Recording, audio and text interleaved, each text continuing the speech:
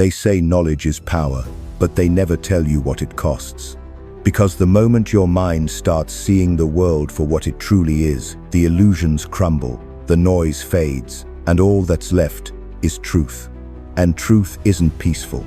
It's cold, it's isolating, and it steals something from you that you can never get back: your ability to be blindly happy. Awareness is a gift that feels like a curse when you see more than you can handle.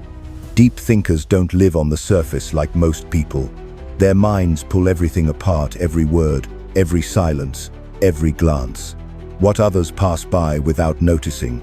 They study until it bleeds meaning. They can't help it. Their awareness has teeth, and it bites into everything they touch.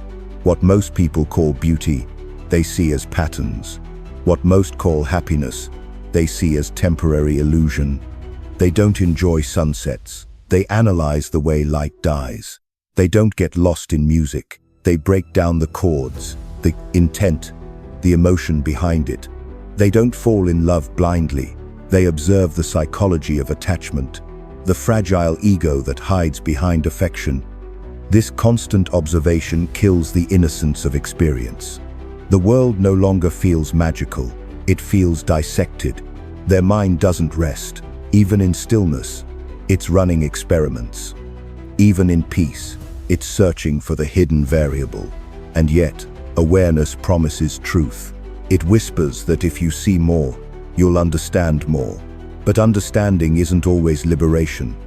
Sometimes it's a trap, because when you understand too much, it becomes impossible to believe. You start seeing the cracks in everything, the hypocrisy in morality, the hidden motives behind kindness, the endless cycle of human desire, pretending to be meaning. The more you know, the less you feel. The more aware you are, the less comfort exists. Deep thinkers are haunted by their own clarity. They can't look away from the complexity of existence. Every joy comes with the reminder of its end. Every connection carries the awareness of eventual distance. Every dream is shadowed by the knowledge of how fragile it really is. It's like living under a light too bright to ignore, one that exposes everything, beauty and decay alike.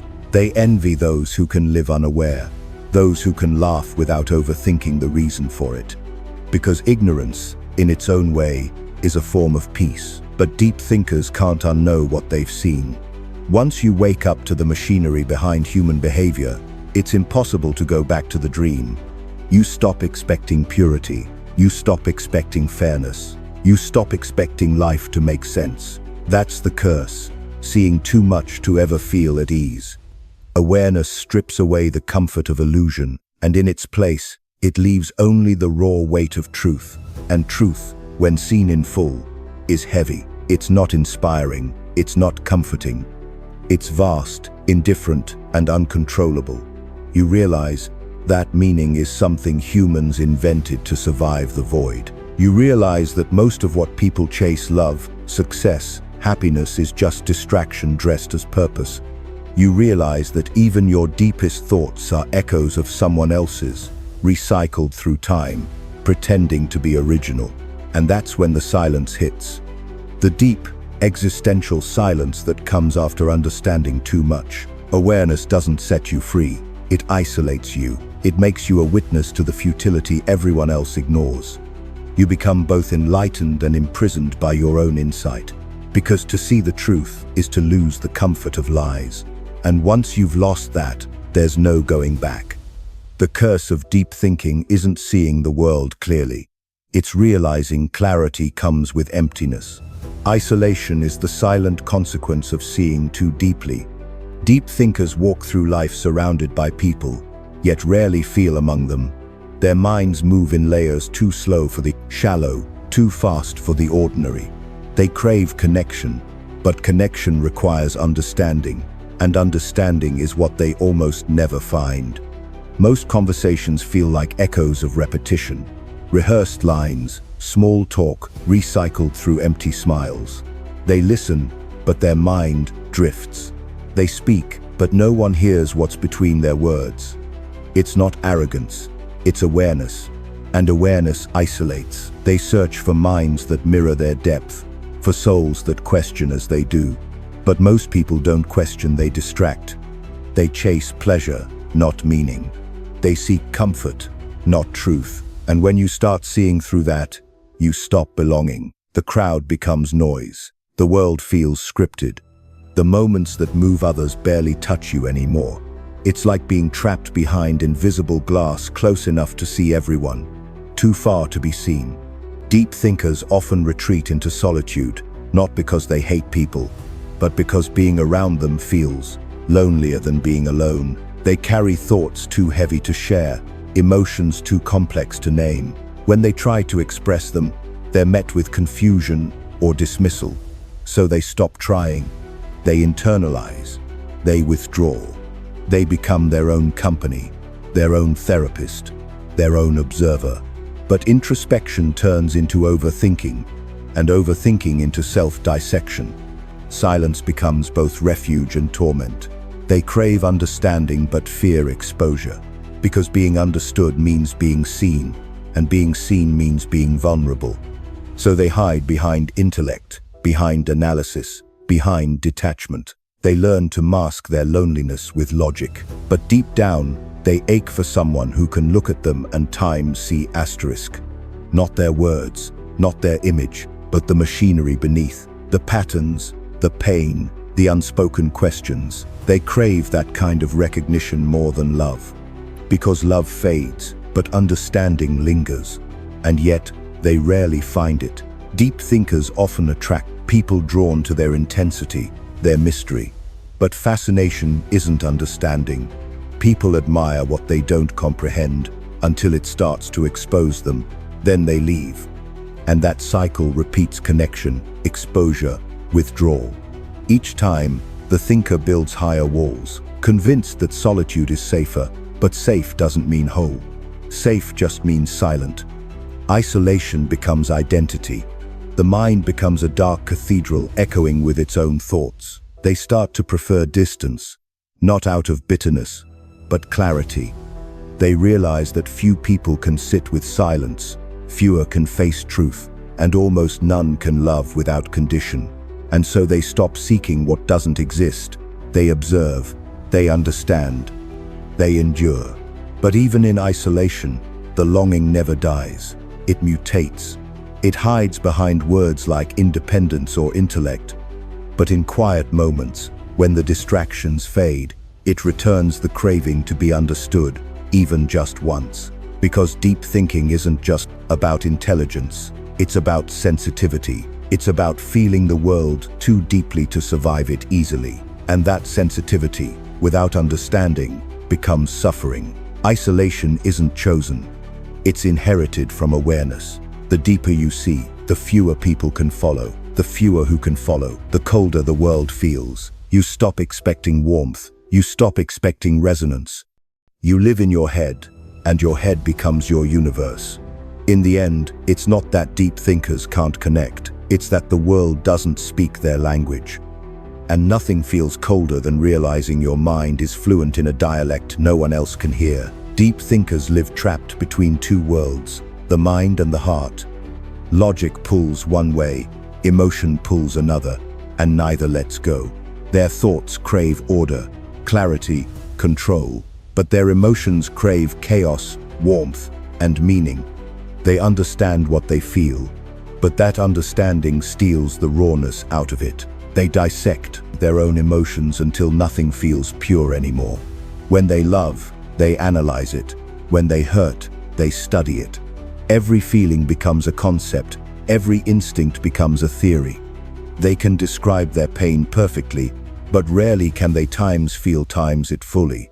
Awareness dulls the edge of emotion, even as it sharpens the mind. Most people move through life led by emotion, unaware of how much they contradict themselves. Deep thinkers see those contradictions too clearly. They see how love can become dependency, how passion hides insecurity, how happiness depends on illusion. Their logic makes them cautious, skeptical, detached. Yet the heart still aches for connection, for surrender, for something that can't be rationalized. This creates a quiet war within them, a battle between wanting to feel deeply and needing to understand why. They know emotions can deceive, but logic can't comfort. So they stand between two extremes, too aware to trust feeling, too human to ignore it.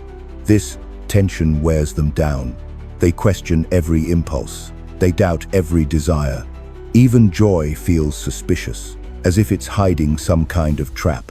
When something good happens, their mind immediately searches for the flaw. When something ends, they already saw it coming. Their foresight protects them from disappointment, but it also blocks them from wonder. And in that protection, they suffer, because life loses its softness when it's overanalyzed. Deep thinkers can explain everything except the ache inside them. They understand the chemical patterns of emotion, the evolutionary reasons for attachment, the philosophical structures of meaning, and yet, knowing all that doesn't quiet the heart. It just makes the silence louder. The more they know, the less they can times believe. Asterisk, the less they believe, the harder it is to feel. They become masters of self-control, yet prisoners of self-awareness. They appear calm, rational, unshaken, but inside, there's turbulence. Every emotion that rises must first pass through the filter of reason. By the time it reaches the surface, it's diluted. People call them cold, detached, distant, but it's not coldness, it's exhaustion. They've learned that feeling deeply means falling deeply, and their mind refuses to let them fall. But emotion always finds a way. It leaks through cracks in logic, in dreams, in sudden moments of stillness. It shows up in the loneliness they can't explain, in the heaviness they can't name. It's not that they don't feel, it's that they feel times too much asterisk and think even more. And that combination burns. It's like trying to hold fire with bare hands while calculating its temperature. They understand pain so well that it multiplies. They know sadness doesn't last, yet it always returns. They know happiness is fleeting, yet they still chase it. Awareness doesn't save them, it just makes the cycle visible. They crave balance, but balance is a myth. Logic protects the mind, emotion feeds the soul, and they're caught in between, unable to choose either without betraying the other. So they exist in quiet conflict, where every thought questions every feeling, and every feeling mocks every thought. It's not chaos, it's consciousness. The cruel truth is that deep thinkers are not broken. They are simply too awake to live peacefully in a world built on contradictions. And that kind of awareness feels less like wisdom and more like a wound that never closes. Most people survive on illusions. They need them, the stories that make life bearable. That love is pure, that justice exists, that good things happen for a reason. But deep thinkers see through those stories. They see the hidden mechanics behind the comfort. They see how belief keeps people calm, how ignorance keeps them content. And once you see through illusion, it's impossible to pretend again. You can't unsee what your mind has already exposed. The mask slips, and the world looks colder without it. Deep thinkers notice everything: the motives behind words, the patterns in behavior, the emptiness behind ideals. They realize that much of what people call morality is self-interest, dressed as virtue. That kindness often hides guilt, that love often hides need, that meaning itself is a fragile invention to keep people from collapsing under the weight of nothingness. They see how the world runs on self-deception, how truth is filtered to protect the fragile, and how comfort is built from selective blindness. And when you see that clearly, you start to feel detached from the very world you live in. They can't find peace in illusions anymore. But the truth doesn't offer peace either. Truth strips away color, leaving only structure. It replaces warmth with awareness. It doesn't console, it exposes. The more you see, the less you belong. Deep thinkers start to realize how rare genuine authenticity is. How much of life is performance, a constant pretending for acceptance, status, survival. And they can't participate in it fully because it feels false, hollow, staged. They crave something real, but everything real seems fleeting. Even happiness begins to feel suspicious. It feels like a chemical lie, a survival tool designed by evolution to keep humans moving. Love becomes another biological pattern attachment with a poetic disguise. Success becomes validation chasing emptiness. The thinker sees the strings behind every human action, and that knowledge pulls the joy out of living. It's like watching a puppet show. After discovering the wires, you can't laugh anymore. You only see the mechanics. And yet, this isn't arrogance. It's exhaustion from truth. Because when you see through illusions, you stop being entertained by them. You stop being moved by what once inspired you. You stop finding meaning where others still do.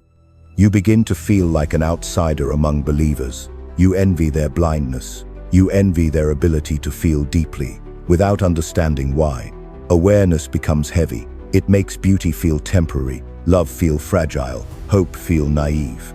You begin to miss the comfort of lies, even though you can never return to them. That's the curse of awareness. It disconnects you from the collective dream. You see how fragile it all is, how close everything is to falling apart, how desperately people cling to illusions just to function. You see that happiness is often just denial, painted beautifully. You see that meaning is often just fear, disguised as purpose. And the more you understand, the lonelier it feels to carry that understanding. Because truth doesn't unite, it isolates. It separates those who see from those who don't. It's not enlightenment, it's exile. Deep thinkers become wanderers in a world where everyone else is asleep. They hold truth like a burden no one else can carry. They speak, but few listen. They feel, but few understand. And so they walk silently, haunted by everything they know, unable to forget, unable to unsee. The tragedy of deep thinking isn't seeing the truth, it's realizing how few can bear it. And once you do, you understand that awareness isn't light. It's shadow pretending to be wisdom. In the end, awareness doesn't free you, it breaks you beautifully. Because the deeper you see, the darker it gets. And the truth is, some minds were never meant to sleep.